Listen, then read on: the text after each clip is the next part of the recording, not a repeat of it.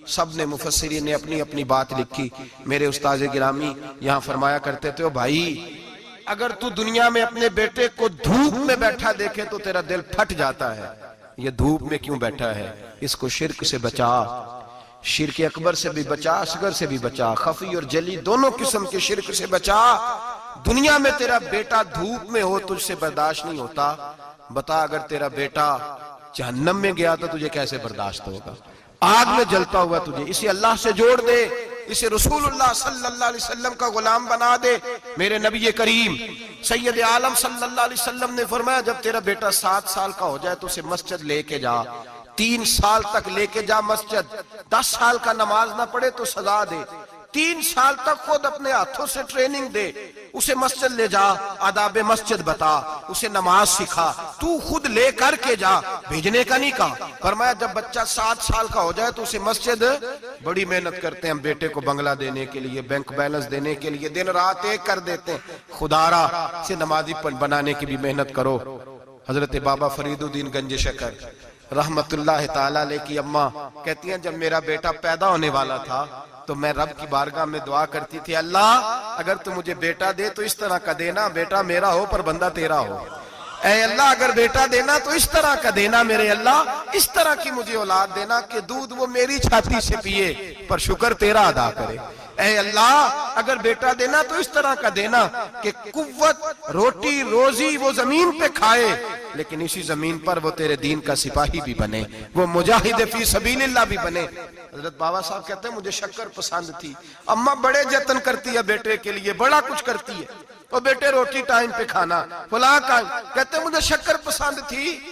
میری اماں سردیوں کے ٹھنڈے موسم میں اٹھ کے میرے لیے پانی بھی گرم کرتی، مسلح بھی بچھاتی اور پھر ایک پڑیا شکر کی بنا کے میرے مسلح کے نیچے بھی رکھتی، کہتی بیٹا نماز پڑھیں تو اللہ شکر دیتا ہے۔ آپ فرماتے ہیں میں روز نماز کی 5 نمازوں کا وقت مسلح اٹھاتا تو پڑیا شکر کی ملتی، سکول اور مدرسے کے میں اپنے کلاس فیلوں کو بھی کہتا نماز پڑھو بڑی پیاری شکر ملتی ہے، کہتے ہیں میں روز شکر کھاتا۔ ایک سویرے فجر کی نماز میں اماں نے وضو تو کرایا، مسلح بھی بچھایا، پر دیہات کی وہ سادی بی بی جس کا سارا کام بھی خلوص پہ مبنی تھا، جو آکسفورڈ سے پڑھی ہوئی تو نہیں تھی لیکن آداب ممتا اسے سارے آتے تھے، جو کسی یونیورسٹی کی سند یافتہ تو نہیں تھی لیکن بیٹے کے ساتھ کس طرح کا رویہ اختیار کرنا ہے یہ سارا اسے پتا تھا۔ کہتے ہیں سادی اماں نے سارے کام کیے لیکن شکر رکھنا بھول گئی۔ بابا صاحب کہتے ہیں میں نماز پڑھنے لگا تو ماں نے یہ بھی بتایا تھا کہ نمازی کے آگے سے نہیں گزرتے، نمازی کے آگے نہیں ہوتے۔ اب اماں کہتی ہے میں مجبور ہوں، درس بھی میں نے دیا ہے، بھول گئی ہوں، اب شکر رکھنے جاؤں گی تو پردہ کھل جائے گا۔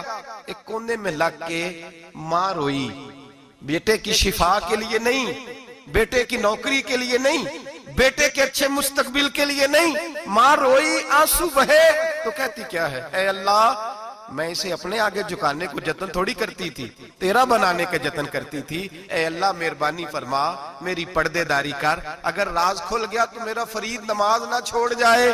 بابا صاحب کہتے ہیں اماں تڑپتی رہی اور میں نے نماز پڑھ کے مسلح اٹھایا، پہلے پڑیا ہوتی تھی اب تو پورا دریا شکر کا بہ رہا ہے۔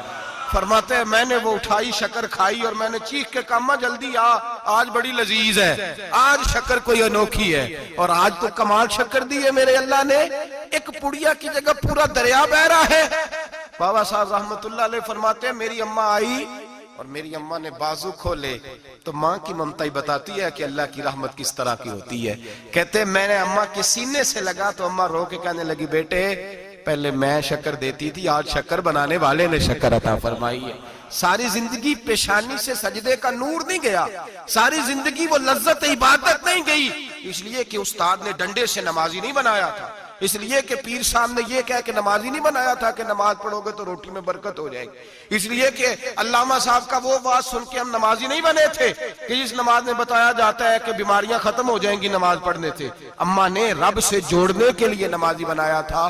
ساری زندگی بابا صاحب کہتے رہے اٹھ فریدہ ستے آ، چاڑو دے مسیح، چل ہن اٹھ فریدہ ستے آ، چاڑو دے مسیح، او تو ستے رب جاگدا، तेरी डाडे नाल परीत। सारी जिंदगी नमाज का, नमाज की ट्रेनिंग देना, अपने बच्चों को अपने रब से जोड़ना, अपने बच्चों को अल्लाह के साथ उनका ताल्लुक बनाना, उनको रब वाला बनाना, उन्हें रसूल पाक का गुलाम बनाना, ये ड्यूटी है माँ बाप की। एक बहुत बड़े मुहद्दिस हैं, इतने बड़े मुहद्दिस हैं कि मेरे नबी करीम की मस्जिद नबवी में वो हदीस के उस्ताद रहे। हजरत रबिया बिन अब्दुर रहमान नबी पाक की मस्जिद नबवी में हदीस के उस्ताद हुए। और हजरत हसन बसरी जो जनाब अली के शागिर्द हैं, वो भी हजरत रबिया के शागिर्द हुए। हजरत इमाम मालिक जो 70 साल तक मदीना और मक्का में हदीस पढ़ाते रहे, वो भी हजरत रबिया के शागिर्द हैं। इनके वालिद का नाम था अब्दुर रहमान फरोग। तारीख बगदाद में लिखा है कि बनु उमैया के दौर में, ताबीन के जमाने में जनाब अब्दुर रहमान बिन फरोग घर से चले गए। एक रवायत है बच्चा छोटा था, एक रवायत है बच्चा अभी माँ के पेट में था, जिहाद करने चले गए। उस दौर में ये जिहाद होता था कि एक इलाका फतह किया तो मुसलमान अगले इलाके में चले गए, अगला फतह किया तो अगले इलाके, एक के बाद दूसरे लोग पलट के नहीं आते थे। हजरत अब्दुर रहमान गए, 30,000 दिनार बीवी को दे गए, कहने लगे संभाल के रखना। और जिहाद करने निकले तो 27 साल तक घर ही नहीं आए, और 27 साल के बाद आए तो हजरत रबिया मुहद्दिस बन चुके हैं, मस्जिद नबी में हदीस के उस्ताद हैं, बेटा बहुत बड़ा शेख बन गया है। वापस आए, हाथ में नेजा है, काली दाढ़ी थी सारी सफेद हो गई, वजूद बड़ा तगड़ा था, कमजोरी आ गई। आए, नेजा पकड़ा हुआ है, घोड़े पे बैठे हैं, मदीना मुनव्वरा में घर है, दरवाजे पे दस्तक दी। हजरत रबिया ने दरवाजा खोला, अंदर दाखिल होने लगे तो कहने लगे बाबा तू किधर घुसता आ रहा है? किधर? उसने कहा तू पीछे हट, तू मेरे मकान पे कब से कब्जा करके बैठा है। बात तेज होने लगी, आवाज थोड़ी बुजुर्गों की बुलंद होने लगी तो अंदर से जौजा ने सुन लिया। वो दरवाजे की ओर से देखने लगी तो पहचान गई, कहने लगी रबिया पीछे हट जा, ये कोई गैर नहीं है, तेरे वालिद गिरामी है, ये तेरे वालिद हैं। अंदर आए, बाप बेटा मिले, असर की नमाज का वक्त हो गया, बड़ा रोए। 27 साल के बाद बाप लौटा, 27 साल के बाद बड़े रोए। नमाज का वक्त हुआ तो हजरत रबिया जल्दी से वुजू किया, मस्जिद नबवी शरीफ चले गए। जनाबे अब्दुर रहमान फरोग ने अभी खाना वाना खाना था, खाना खाने बैठे तो हुक्म देखे शौहर क्या करता है। ये नहीं पूछा कि 27 साल हाल क्या रहा, पूछने लगे मैं तुझे 30,000 दिनार दे गया था, वो किधर है? तो ज़ौजा कहने लगी खाना खा लो, असर की नमाज पढ़ के आओ, फिर बताती हूँ पैसे कहाँ हैं, आपकी रकम बड़ी अच्छी जगह पे महफूज है। कहते मैं नमाज पढ़ने मस्जिद गया, असर की नमाज के बाद मेरे नबी पाक के मिंबर पर एक नौजवान बैठा है। घर में तो उनका अंदाज टोपी पहनने का था ना, सादे आम लिबास में, मस्जिद नबी में जुब्बा पहना है, सर पे इमामा है, खूबसूरत लबो लहजे में रसूलुल्लाह के मिंबर पर बैठकर, नबी पाक के मिंबर पर बैठकर, पता नहीं आपको इस बात की लज्जत नसीब हो रही है कि नहीं, आम जगह नहीं, नबी पाक के हुजूर के मिंबर पर बैठकर नबी पाक की हदीसें सुना रहे हैं, इतना बड़ा मुकद्दर। कहते हजरत इमाम मालिक जैसे लोग, ख्वाजा हसन बसरी जैसे लोग कागज कलम लेके हदीसों की समाअत कर रहे हैं, उनसे दर्स ले रहे हैं। जनाबे अब्दुर रहमान कहते हैं मेरी नजर उठी, कुछ बूढ़ा हो गया था, कुछ उस वक्त वो टोपी में सादे लिबास में थे, पहचान ना पाया। एक शख्स से पूछा यार है तो जवान पर इसके चेहरे की नौरानियत मेरे दिल को भा गई है तो जवान पर इसका हदीसें बयान करने का अंदाज मेरी तबीयत को घायल कर गया।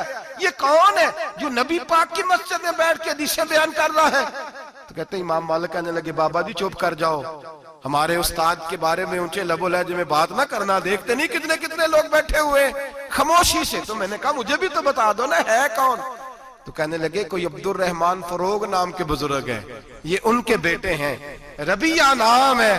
कहते हैं जब लफ्ज कहे तो मेरे आंसू छलक के बाहर आए और मैं हुजूर की मस्जिद में गिर गया और रोने लगा कि यहाँ और मेरे रसूल पाक सैयद आलम सल्लल्लाहु अलैहि वसल्लम के मिंबर पर और मेरा बेटा। कहते मैं तड़प के घर गया और घर जाके मैंने अपनी बीवी को जब देखा तो मेरे आंसू निकल गए। मेरी बीवी समझ गई कि ये मेरे मुहद्दिस बेटे को देख आया है। कहते हैं बीवी रो के कहने लगी मैंने आपके 30,000 दिनार आपके बेटे को मुस्तफा करीम की हदीस का उस्ताद बनाने में खर्च कर दिए। मैंने वो 30,000 दिनार खर्च कर दिए, 30,000 दिनार आपका बेटा मैंने। तो कहते हैं मैं अपनी बीवी की तरफ देखने लगा, मैंने कहा कुर्बान जाऊं, मैं अगर अल्लाह के दीन के रास्ते में था, तूने मेरे साथ नेकी की है, मेरा बेटा भी दीन के रास्ते पे लगा दिया। मेरे भाई अल्लाह से जोड़ा, अल्लाह से जोड़ा उन लोगों ने अपनी औलादों को।